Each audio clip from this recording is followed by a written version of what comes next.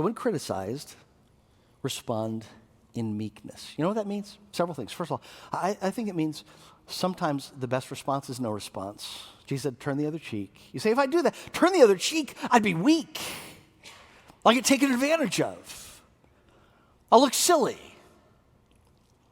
If you think you look weak, not turning the other cheek, not slapping back, would you just always remember the Three Stooges? You ever look at the Three Stooges and say, boy, they are strong people? No. What do the Three Stooges do? I really do believe that when the stories of Jesus were taught about, turn the other cheek, I think the Three Stooges missed that day in Sunday school. Because what do they do? Whenever they slapped, what do they slap back? Nobody looks and says, oh, the Three Stooges, they're so wise, they're so strong. No, you say, they're so silly, they're so childish. See, it takes strength not to strike back. Confidence, because you know you're going to win. Weak people who are afraid of losing, strike back. Remember the story of Moses in the Old Testament, Exodus chapter 14? The people of Israel have just been freed from Egypt.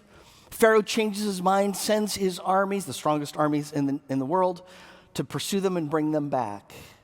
The people of Israel find themselves trapped by kind of a cul-de-sac of the Red Sea. Pharaoh's army on one side, Red Sea on the other. They panic. What does Moses say? Exodus 14:13.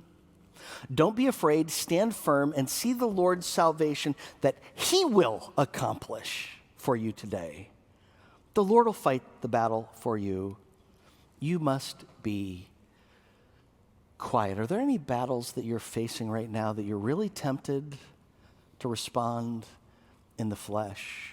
And God is saying, the battle's the Lord's. Be quiet. What happened? They were still. And God provided. He protected. He opened the way through the Red Sea. They walked over on dry ground. And when the Egyptian armies tried to, God took care of them. You ever think what would have happened if the people of Israel had actually responded in the flesh? What would have happened if they had actually lashed out and fought back? It would have been a bloodbath. So many people would have died unnecessarily. God wouldn't have been able to be glorified as he was. Hear Moses say, the Lord will fight for you. You must only be still. Isn't that what Jesus did in the garden?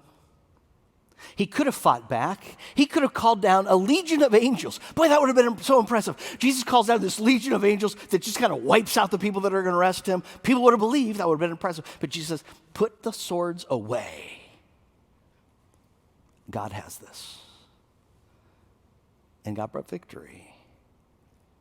We do not fight with weapons of this world. We must be still.